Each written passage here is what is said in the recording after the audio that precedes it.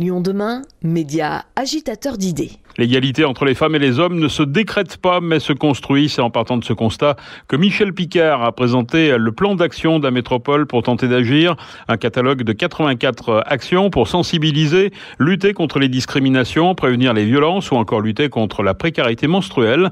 Michel Picard, vice-présidente de la métropole en charge de l'égalité femmes-hommes. Penser et changer les mentalités, amener une culture commune sur l'égalité femmes-hommes et la faire partager dans toutes nos politiques publiques. Alors il y a des choses effectivement qui semblent bien sûr évidentes quand on parle de violences faites aux femmes. La métropole est très engagée sur ces questions, sur le sans-abrisme féminin, mais la prévention dans nos collèges, mais on pense peut-être un peu moins à la voirie, aux aménagements urbains, etc.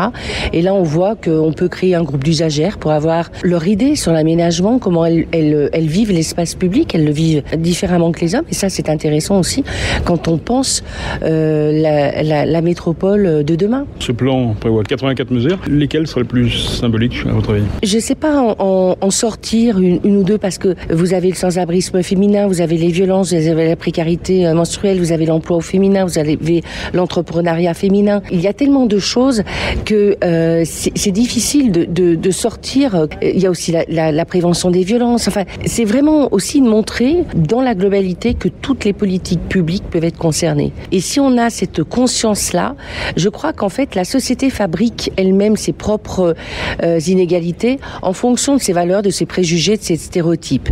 Et au plus nous serons nombreux à avoir conscience de ça et de se dire non, ça, ce n'est pas normal. Ça, il faudrait faire autrement. Ça, c'est du sexisme. Ça, je n'apprends pas aux filles et aux garçons de la même manière. Je ne suis pas égalitaire.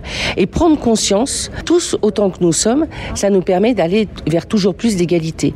Je pense aussi, effectivement, sur l'égalité salariale. On en parle beaucoup aujourd'hui. Le pouvoir d'achat, par exemple, où vous avez de plus en plus de personnes qui vivent la précarité, qui vivent les difficultés. Bien évidemment, il y a les hommes et les femmes, et ça c'est nous devons travailler sur ces questions pour les hommes et pour les femmes, mais les femmes le vivent, c'est accentué sur un certain nombre, ça leur ramène des difficultés supplémentaires. Donc là encore, le pouvoir d'achat, vous allez me dire, la métropole, c'est pas elle qui va...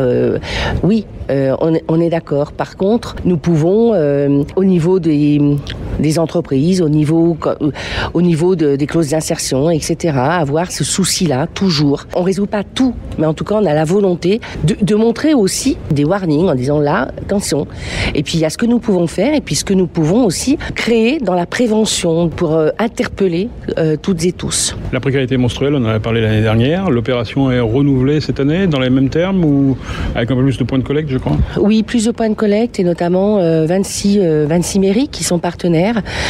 Donc, on a un peu plus que doublé par rapport à l'année dernière. On voit qu'il y a une sensibilité aussi, que ça répond à un besoin et en même temps, on arrive à lever, j'ai envie de dire, le tabou sur la précarité menstruelle. Est-ce qu'on arrive à mesurer exactement quel est ce taux de précarité ? On arrive à voir dans les associations Scope Populaire ou les associations étudiantes que ça répond à un besoin. L'année dernière, dès que les palettes arrivaient au Scope Populaire, c'était déjà redistribué. Donc on voit qu'il y a un besoin. Par contre, il y a des besoins, par exemple pour les collégiennes, on ne sait pas finalement, parce que quand elles sont absentes, on ne sait pas pour quelles raisons elles sont absentes. Alors on peut constater qu'elles sont absentes presque tous les mois, mais finalement on ne sait pas ce qu'elles ont. Si c'est une angine ou si c'est parce qu'elles n'ont pas de protection qu'elles ne peuvent pas venir en classe. Donc nous sommes en train de travailler à une expérimentation. Là on est en train de travailler la liste des collèges. Donc il y a une expérimentation sur 20 collèges avec des distributeurs de protection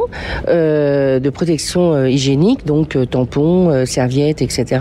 Tout très éthique, tout comme il faut, et pour qu'on puisse justement voir ce qu'il en est, faire un état des lieux. C'est pour ça que nous avons décidé de prendre sur l'ensemble de la métropole, les 20 collèges seront répartis pour voir justement, pour ensuite quantifier, est-ce que c'est un besoin, peut-être que géographiquement ce besoin il est plus, peut-être, je dis ça comme ça, dans les quartiers en QPV, peut-être, on va peut-être découvrir des choses, et c'est ce qui va nous aider aider justement à cette évaluation. Voilà. Il y a encore une part de tabou dans cette question ? Bien sûr, et c'est pour ça que nous allons, en même temps que d'installer ces distributeurs, faire un guide de premières règles distribué aux collégiennes et collégiens pour sensibiliser sur ces questions et ramener à quelque chose de très physiologique, de très physique, et en faire presque un sujet banal, ordinaire, et que ça soit plus porté par ces petites jeunes filles en fait qui se demandent comment elles vont passer leur journée, à quel moment elles doivent se changer, si elles ont tout pris, pour pas que ça se voit, etc.